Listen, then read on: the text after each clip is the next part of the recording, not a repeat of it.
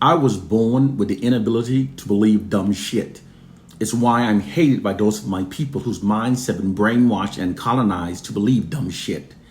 This scenario is consistent with the African proverb that no one is hated more than a speaker of truth. Nonetheless, those who know must teach. That's also an African proverb.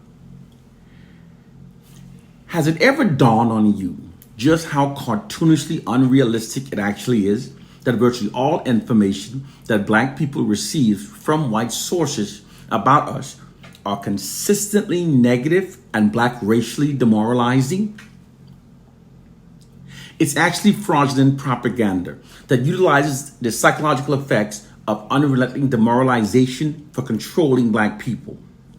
The ultimate objective is to diminish our collective self-esteem, create feelings of Black self-loathing and hopelessness among us, and demoralize us to such an extent that we begin to believe that we are better off living under white dominance, and we therefore abandon all hopes of ever liberating ourselves, thus becoming more compliant with white dominance over our lives, and therefore we become much more easier to be controlled.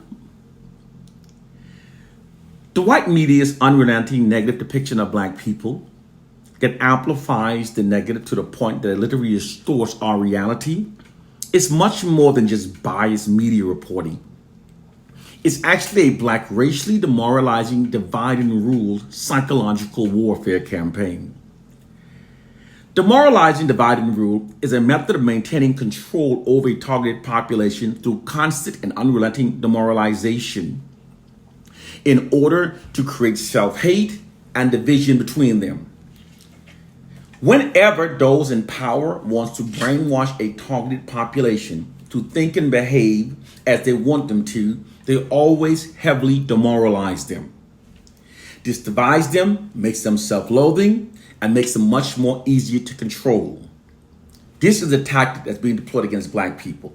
Throughout history's oppressors have often deployed demoralizing divide and conquer against the oppressed because it creates self-hatred and disunity, and it attacks the core foundation of what bonds a people, and they can then be ruled over forever.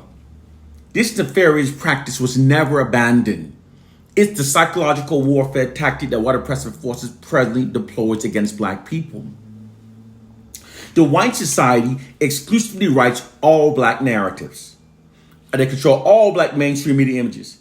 The white society therefore literally owns Black people's interpretation of ourselves. They've transformed this scenario into their greatest weapon used for controlling Black people by perpetually inundating us with negative disinformation about ourselves. It's how they keep us demoralized and divided. This condition prevents us from being able to unify against them.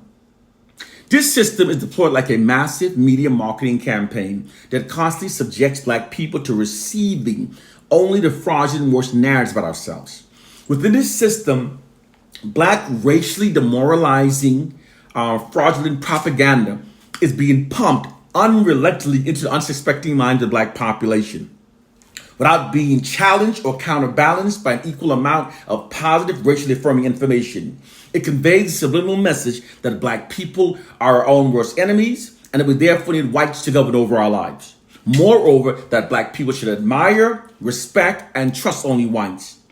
This system is extremely effective because when Black people repetitively receive these messages over and over from trusted media sources, it can be very difficult to resist its implied propaganda programming, especially when the propaganda is being told daily and so unrelentingly.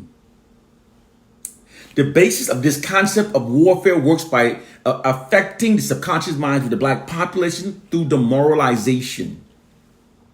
It works by tapping into the immense power that shame has upon the human mind. Its weapon is the demoralizing message that it carries and the way that adversely affects Black people in terms of our behavior. With time, being unable to refute the constant negative information about ourselves, many Black people eventually comes to accept it. We internalize it. The constant negative information about us influence how we feel, how we treat each other, how we interact with each other, creating the division and self-hatred among us. It also shifts black people's collective aggressions away from the white society and redirects it towards ourselves. And once the demoralization is complete, many black people start demoralizing each other. We call each other derogatory racial names. You black ass, you nigga, you nappy head, big lips. We degrade each other. For some black people, demoralization the process is irreversible. They are programmed to think and react in ways that serve the white society. You cannot change your mind, even if you expose them to true information. Even if you prove to them that white is not right and black is not bad, you still cannot change their basic mindset. They literally find it easier to continue believing the fraudulent worst about their people than to accept that they've been lied to as a means of being controlled. This is all possible because people are like computers. All you have to do is keep giving them certain information every so often, and you can persuade an entire generation towards an applied objective. It doesn't matter if the information presented is untrue. Most black people will act upon it because they've all received the same information about themselves. Through the skillful, sustained use of repetitive media propaganda campaigns, white oppressive forces have created an elaborate psychological prison for the minds of black people. It's precisely as Malcolm X warned us when he said that if you're not careful, the media will have you hating the people that are being oppressed and loving the people that are doing the oppressing. Those black people that do not critically think never notice their mental chains. This psychological warfare system provides the white society with a more proficient method for subjugating the black people. For unlike the past blatant racist system that black people could easily identify and therefore develop counter strategies against, this system is not easily recognized nor is easily comprehended by its black victims. White racism always prevails best when the black victims no longer recognize it. This psychological warfare program works so well, in fact, that it not only makes black people more compliant with white dominance over our lives, it in fact makes many black people even prefer it. It is the reason why many black people are self-hating, but see themselves as their own worst enemy and revere Caucasian in spite of a brutal history to the contrary. It's always by deliberate design when the minds of the oppressed aligns with the needs and objective of the oppressors. And the oppressed will always believe the fraudulent worst about themselves. Frantz Fanon say that. Now this demoralization process, they actually first began this during our early educational development. The demoralizing process of black people begins through our early education development when our minds are young and most impressionable. For example, white governed schools do not provide a racially affirming curriculum to black students as it does so with white students. They instead intentionally give black students a marginalized version of our history. It's a marginalized version designed to instill the myth of white superiority and black inferiority into our subconscious mind. It is a classroom setting in which the majority of the achievement and contributions made by black people throughout history are deliberately, systematically withheld from black students during our education development. Black students are taught from a curriculum that primarily exalts the history and achievement of whites only while marginalizing their own. For many black people, in fact, our schools are in fact the places where we first experience the implication that there is something lesser about being born black. This black racially devalued education curriculum is being pumped into the impressionable young minds of generations of black students, without being counterbalanced by any black racially affirming information. Consequently, black students must constantly resist the negative perception of being black, implicit in the education curriculum almost exclusively dedicated to the white society. It exalts whites and marginalizes us. And furthermore, black students are subjected to this demoralizing miseducation for 7 hours a day from the age of 5 through 18. Clearly, considerable damages are being done to our black students and to our psyche within such a long time frame. This is all by design. The white educational systems failure to adequately provide black students with a racially affirming curriculum as it does so for white students is actually essential for maintaining white dominance. Because for a ruling class to maintain its position of social dominance over its oppressed population, they must condition the oppressed from a very early age, when their minds are young and most impressionable, to accept their subordinate status. To do so, the education given to the oppressed must be the type that denies them of racially affirming facts. When the oppressed are denied a racially affirming education, this psychologically conditions them to accept their subordinate status within the society. We have to elevate our minds from the ignorance that prevails in our community.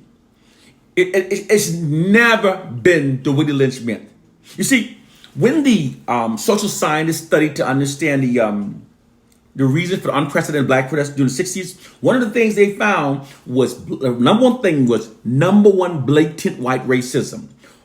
Number one, blatant white racism provided was a number one aggravating factor for the unprecedented black protests. So the white society realized that they had to abandon their uses of blatant white racism and develop more covert method.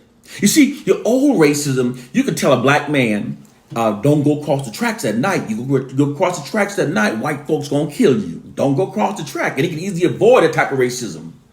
But the type of racism that they deploy now, utilizing social sciences, is so sophisticated that most black people can't see it. In fact, it is so sophisticated that not only can black people not see it, it manipulates black people to think that we are our own worst enemies. It conditions us to think and behave in ways that are against our own self-interest and in ways that serve the white society. So many black people walk around saying we must emancipate ourselves from mental slavery, and but they're not actually trying to free their minds. If the Bible's the only book you're reading, you will always be mentally enslaved. If the Bible's the only book you're reading, you're going to die mentally enslaved and die as the white man's fool. You have to elevate your mind. The white society now deploys covert racism. They actually physically replace the metal chains and replace it with mental chains. They thoroughly study the mind and use that science. The tactics using among us now was developed at the Tavistock Institute of Human Behavior. That's how they're controlling us now. Those tactics developed at the Tavistock Institute of Human Behavior. In 1968, they realized that the situation in the 60s, the black protests, that those same mind manipulation tactics that developed at the Tavistock could be used for controlling black people. Brothers and sisters, it is time to elevate our minds. It is time to elevate our minds. The time of being ignorant is over. The time of being ignorant is over. One love and peace.